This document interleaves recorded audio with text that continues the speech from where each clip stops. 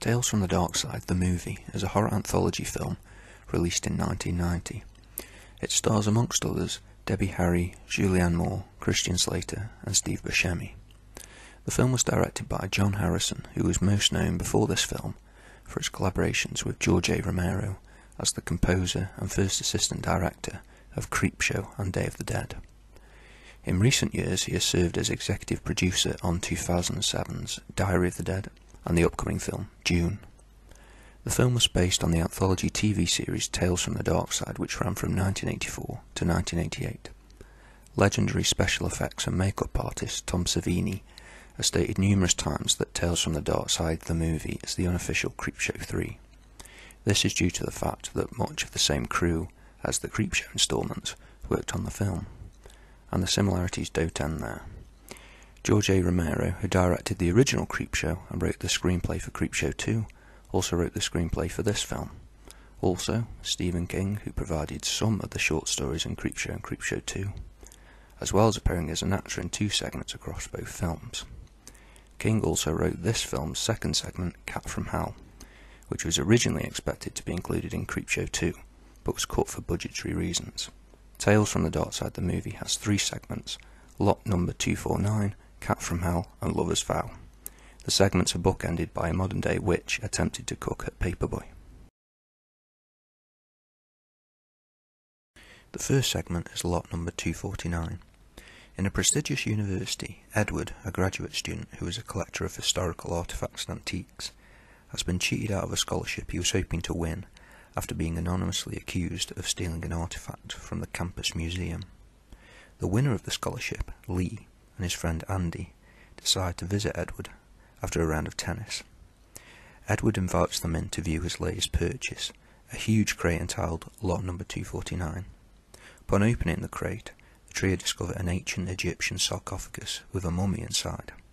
Edward then unwraps the mummy and feels around the incision the embalmers made to remove the mummy's innards. After feeling around, he discovers a parchment scroll containing ancient Egyptian hieroglyphics. Later the same night, Edward translates the message on the scroll, and it is revealed to be a spell to reanimate the dead. The penultimate story is Cat from Hell. It starts with a man getting out of a taxi next to a large mansion. We discover the man, Halston, is being invited by the owner, called Drogan, a wheelchair-bound old man, to kill a black cat which has taken up residence at the mansion. Halston has offered $50,000 in an envelope with an additional $50,000 if he succeeds in disposing of the feline. Halston is taken aback by this request. However, Drogan explains that this particular cat has murderous intent. He explains that 3 other people lived at the house before the cat arrived: his sister and her friend, and the family butler.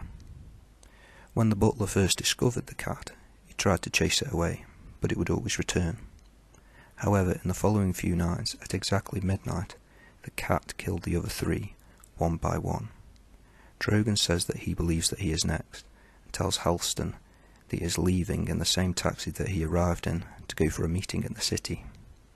Halston is then left in the home all alone to complete the assignment, but he finds it more difficult than expected. The final story is Lover's Vow. In New York City, we meet Preston, an artist living in a studio apartment.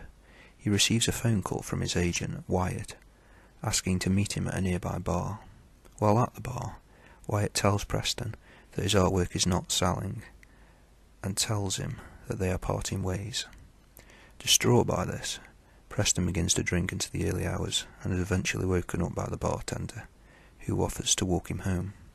While walking through the dimly lit streets, the bartender shoots at something in the darkness, but is overcome and killed by a mysterious entity. Preston, witnessing this, runs away, but is cornered by the bartender's killer, which is revealed to be a huge gargoyle. However, the gargoyle offers to spare his life if he promises not to reveal what he saw or describe the creature's appearance to anyone. Preston agrees to this and runs to another alleyway. While there, he bumps into a woman, Carola, who claims that she got lost while out with her friends and is looking for a taxi. Eventually, Preston invites her to his apartment, and the two show romantic feelings for one another. We then cut to 10 years later, and the past begins to rear its ugly head to Preston.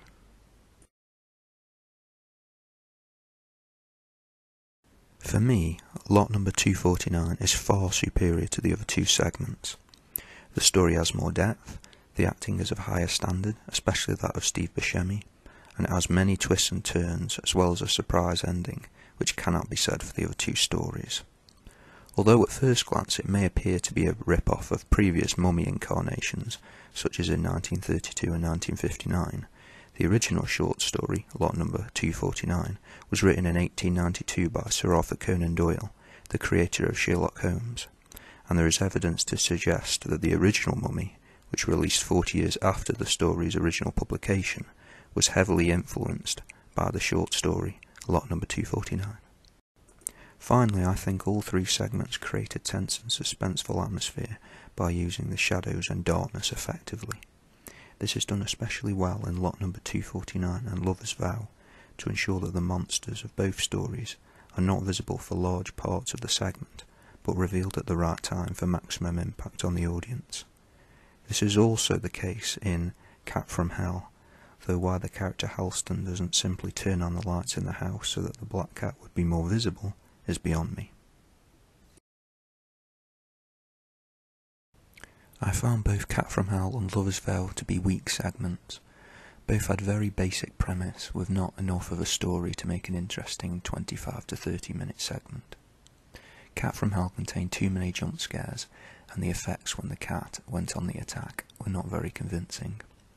Although Lover's Vow contained a unique creature and played on paranoia well in the first part of the story, the segment contains too much filler, a lacklustre story, and an ending which was totally predictable. Tales from the Darkside, the movie, was released on the 4th of May 1990. On opening weekend it came third in box office takings in the US, and eventually raked in over $16 million from a $3.5 million budget. The film received average to poor ratings from critics. LA Times writer Michael Wilmington, despite acknowledging that, quote, "there's more brain than usual beneath the blood and guts," end quote, criticised the director's noir style for the film, while the Washington Post simply called the film a lame effort, and TV Guide magazine summed up the film as a dull, derivative horror anthology. This sentiment is also shared with the public's response to the film. Currently, Tales from the Darkside, the movie, has a 6.3 rating on IMDb, from at the time of recording over 16,000 ratings, while it achieved just 44% on the audience score from over 5,000 reviews on Rotten Tomatoes. Overall, I found two of the three segments of Tales from the Darkside, the movie, a real chore to get through. Although lot number 249 is a promising first segment with an intriguing story, with plenty of twists and turns, both Cat from Hell and Lover's Vow simply provide basic plots with no surprises and not enough storyline to keep the segments interesting throughout its runtime. I would recommend watching the opening segment, lot number 249, and just leave it there. You won't be missing much at all. Thanks for watching. Please like and subscribe for more videos like this, and I'll see you in the next one.